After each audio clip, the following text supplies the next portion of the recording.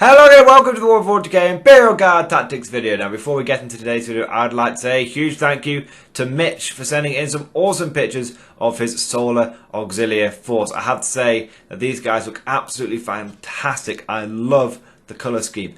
Originally I wasn't a big fan of Solar Auxiliary, but I think that was just because of the paint scheme that Games Workshop uses on their Forge World website.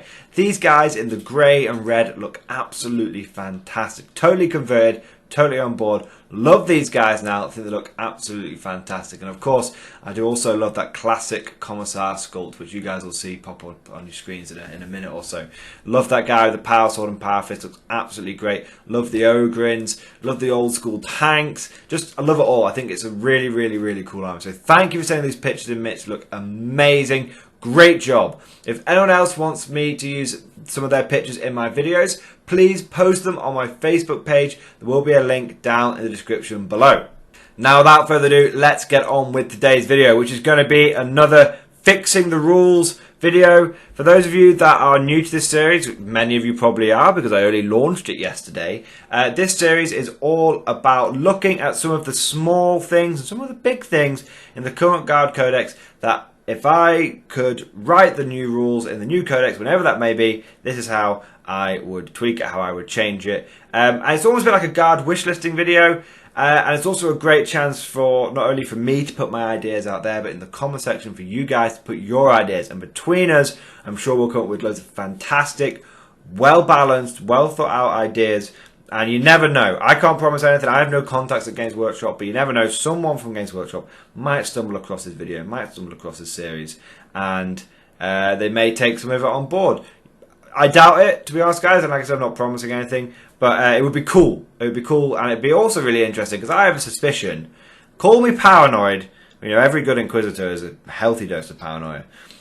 But call me paranoid. I swear to God, someone from Games Workshop watches this channel. Maybe it's just, maybe I've got a massive ego. Who knows? But I tell you what, I will put out a tactic, and I will like, guess what? Ogrins, they're really cheap and cost effective. Next Blue Chapter 2 comes out, Ogrins get battered by punch changes.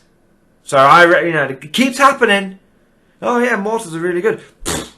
Oh, that was a bit of an obvious one. I'm not going to claim credit for that one. Oh yeah, this idea where, Mordians, you can you don't just get an extra shot. You get to fire the whole weapon again on a 6+. Boom, it's gone.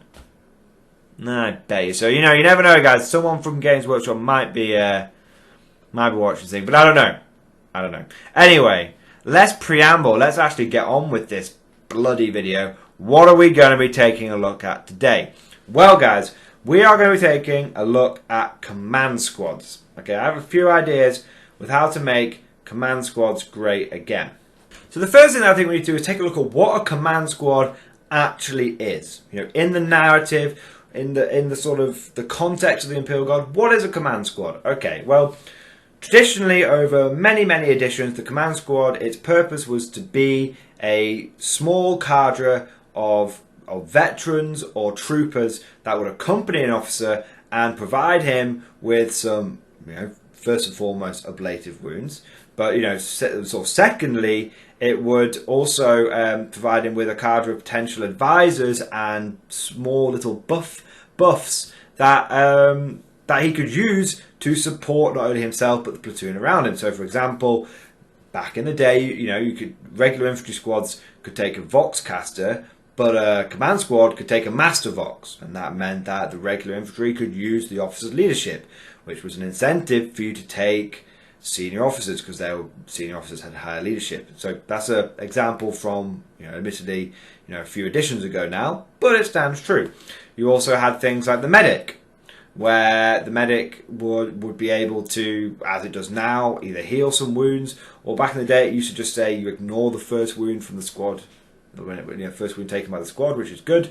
So there was all these different functions. The regimental standard gave you the ability to re-roll that leadership. So if you took a Master Vox and had a regimental standard nearby, you had a strong, effective, core that was around your command squad. And your command squad actually was something you wanted to take because commissars weren't as reliable back in the day, and sometimes just having a good Vox network with a flag really helps you keep your men aligned. It gave you a few options, and it gave you an incentive to put upgrades on your command squad, which is always good.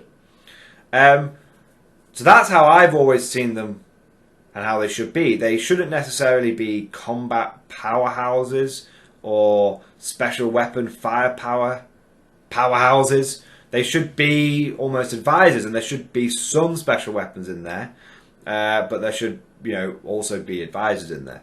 So that's how command squad should run. How are they currently used? Well, no one outside of for fluff reasons is taking regimental standards in their command squads. There's no point. You might as well take a commissar. Even a basic commissar does the same thing as a regimental standard, but a commissar is a character, so it can't be targeted. Okay? Take a Lord Commissar, you can do it even better. No one's taking the medic, because the current medic rules for the guard aren't that great. Everyone else, you just get a heal D3 wounds. With guard, you have got to roll a 4+ and heal D3 wounds. Or heal a wound even. Yeah, heal a wound. So, but admittedly, it's much cheaper to buy a guard medic. A guard medic's only 11 points overall. 6 points for the veteran, 5 points for the med pack. So, it's okay. I'm not too bothered about that. But no one takes it. What people do is they look at the command squad and they go, sweet, 4 veterans. I can give every single one of them a special weapon. So what I'll do is I'll take them as basically some form of special weapon squad with the ballistic skill 3+. And so what you have is you have people taking the command squads, but not taking special weapon squads. And so command squads are currently pushing into the jurisdiction of a special weapon squad, which is bad. You shouldn't have one unit that is out competing another unit in a role it's not even really intended for. Okay, it's a role it can do, but it's not really narrative-wise, it's not really meant to do it. And so as a result, what you have is not only one unit pushing out another unit, but you also have the situation where the narrative is broken. We had, like I said, we said this with the Lehman Russ, where every Lehman Russ you see is a tank commander these days. Well, every command squad you see these days turns up with 4 plasma or 4 melter guns. Okay, and why wouldn't you?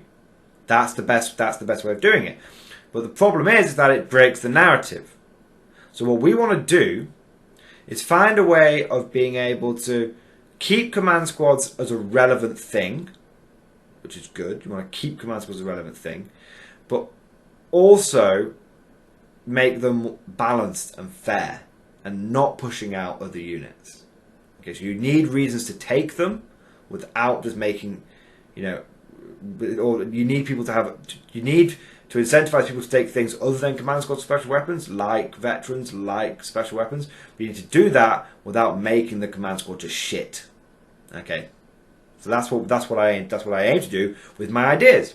So that's the problem with the command squad. And now let's take a look at some possible solutions. Now, there's a few ways you can do this. The first way I would do it is, one way is restrictive and one way is less restrictive. I've got sort of 2 ideas of how I'd do it. The first thing that you do, first off, is you should have 2 types of command squad straight away. You should have a platoon command squad for the platoon commander, and you should have a company command squad. Okay? It's the first thing you should do. Platoon command squad should obviously be cheaper because it's going to only have regular guardsmen in it, and the company command squad will be, have the ballistic skill 3+ have the veterans in it. Okay? So that's firstly, you need to bring that back. Okay? Because at the moment you have the situation where you've got maybe 6 officers but only 3 command squads because of the rule of 3. See? So again, it doesn't quite work. It doesn't mesh together. So you need to have 2 kinds of command squad. First off, firstly, you have 2 kinds of command squad. Second thing that you should do, potentially, so that was sort of a carrot. This is the first solution. So the first actual solution is you make them mandatory. Okay, you make it. You go back and you say, right, every officer is not a single unit. It's a platoon command squad. Okay, and the platoon commander is part of that squad, and so you have, like you used to, Your officer wasn't a single character that ran around on his own. Your officer was a 5-man squad. The officer and 4 adjutants. That's how you say it. I'm not sure. 4 helpers. There we go. Now, I know a lot of people are going to be going, what? Why? No, that's bad for 2 reasons. Firstly, you're increasing the cost of the officers. Okay, and secondly, now they're not now the squads, now they're targetable. Okay, first thing to say is that yes, I do understand that would increase the cost of the officer potentially. You're going to be adding like 20 points on to a platoon commander. Still 40 points for platoon commander and his command squad is still criminally cheap, guys. Like, yeah, it is. And I'd say this is an infantry commander. And the second thing I want to say is that if you had it as an integrated squad, you would have the whole squad as non-targetable. You have the whole squad with the character keyword. Okay, that's one solution. So you bring back command squads as characters. Now, straight away, I'm sure some of you will be pointing out, but that makes it absolutely broken because you can put 4 special weapons in an untargetable unit. That is bonkers, and that is bonkers. And I don't think that's a good idea. I would say if you're gonna go with that system, you make it so that you can take a max of 2 special weapons in your command squad. A bit like how the Death Corps of Krieg currently do it. Okay. Now I would discount things slightly as well. I would say if now you're taking this squad, as you said, it's a bit of a tax. So instead, I would have your platoon commander as 15. He's 25 points now currently. Sorry, he's 25 points now currently. Instead of having it as 45 points, for your 4 extra guardsmen, I would just have it as 40 points, or maybe even 35 points.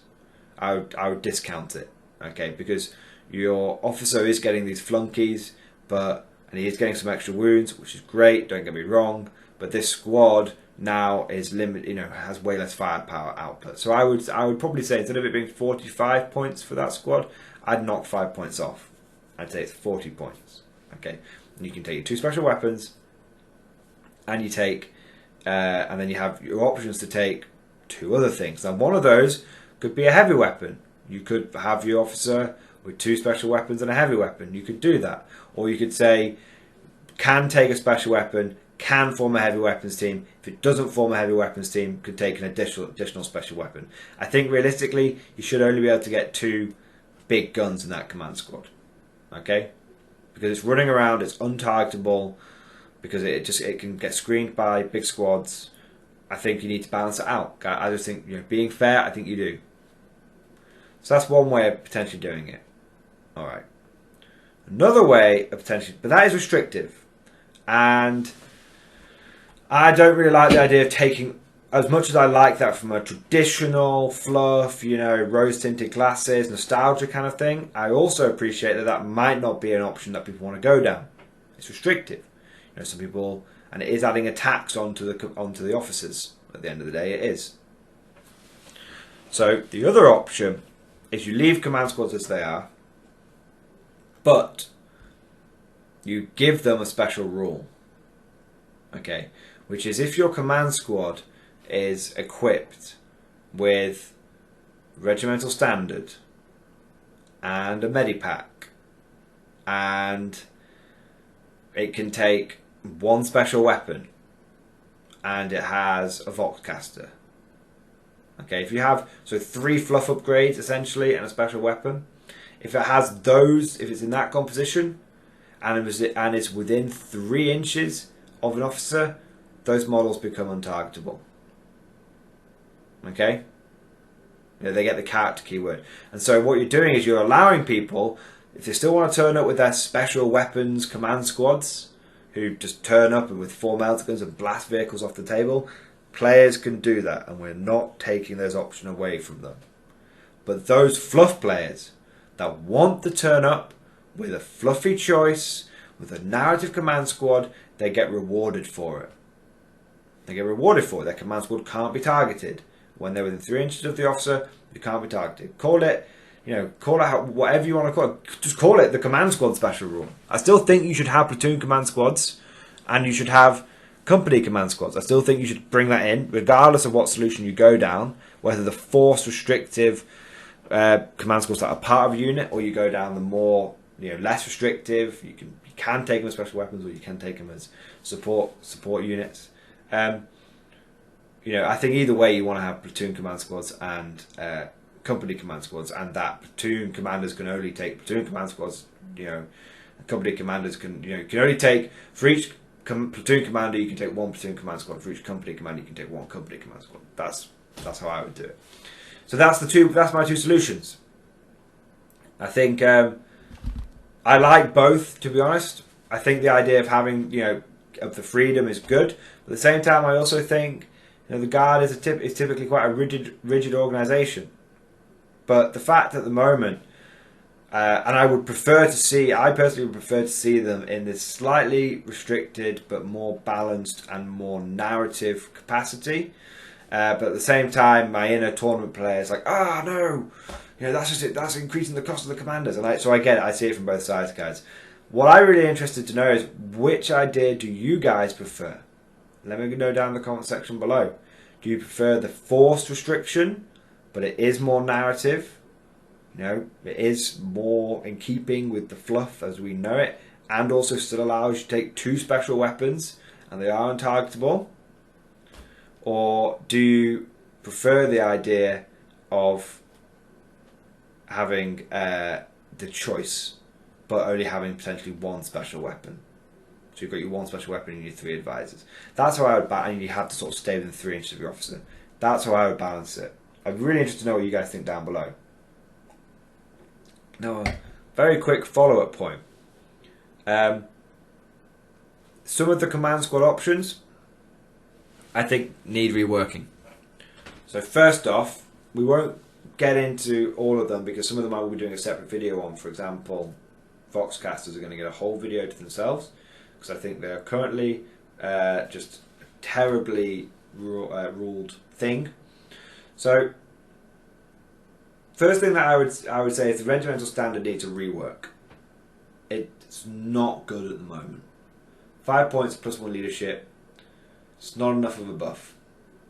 I think realistically, I would rather pay 10 points for it, and it allows you to do one of it does one of these things. It should. I know I'd pay 5 points for it, but it should 5 or 10 points for it, but it should either give you +1 leadership and you get to reroll morale, or it should be, whilst you are within range of the regimental standard, anytime you suffer a casualty from combat attrition, so when someone runs away, on 4+ they don't run away, because they see the flag and they're like, yeah, a bit like the Mordian Iron Guard Warlord trait. That would be cool. I think that needs redoing, personally. Yeah, so that's one option I'd have. Or you just have it where it reduces morale. You can only take D3 casualties from battle shock instead of whatever. I don't know. But the regimental standard does need a bit of a rework. I think currently it doesn't provide a substantial enough buff. Like I said, my idea would be to, if you're going to have it as a leadership thing, make it have a strong leadership buff. Either rerolls and +1, or +1 and you can only take D3 from running away, or you can, or when your people are running away, they only ever run away on a 1, not a 1 and a 2 when they're below half strength. Something like that. They need something in addition to giving you +1 leadership. I mean, I'd be happy to go down the Krieg route if it gives you +1 attack. I think that's really, really cool. I think, yeah, and I think its aura should be wider. I think it should be. It's a 6-inch aura at the moment. Definitely should be a 12-inch aura. It's a big flag. You can see it from more than 6 inches away. So there we go. I think command squads should get a Master Vox rule. I think at the moment there's no incentive to take a Vox on a command squad. You'd always take one on a regular squad. So I think there needs to be a Master Vox rule. I think that I won't get into that right now. I do have a whole episode that's going to be on Voxcasters, so we'll get back to that one. I also think that you could get, you know, in the fluff with command squads, it's meant to be made up of like the hardest bastards in a platoon, like your colour sergeant, your colour sergeant majors, your regimental sergeant majors, stuff like that. I think they should be represented. I think you should be able to, you know, one veteran can be the colour sergeant major, one veteran could be the regimental sergeant major, and they should become a small character in their own right. They can only have, you know, maybe they get 2 wounds, maybe they get 3 attacks, something like that. Just some, but they are close combat. They're dead hard. Or like, you know, that guy can take a power sword or something, or like a cool chainsword or something. I just think they should definitely, you could get really creative with command squads. So I won't get into that too much now because that's going beyond the scope of the original video, which is how do we tweak them currently. I think there's some great ideas you could have around representing the fact that your command squad is made up of your dead hard guardsmen, your veterans of the veterans kind of thing, the ones that are trusted to carry the colours into battle. I think that's very, very important.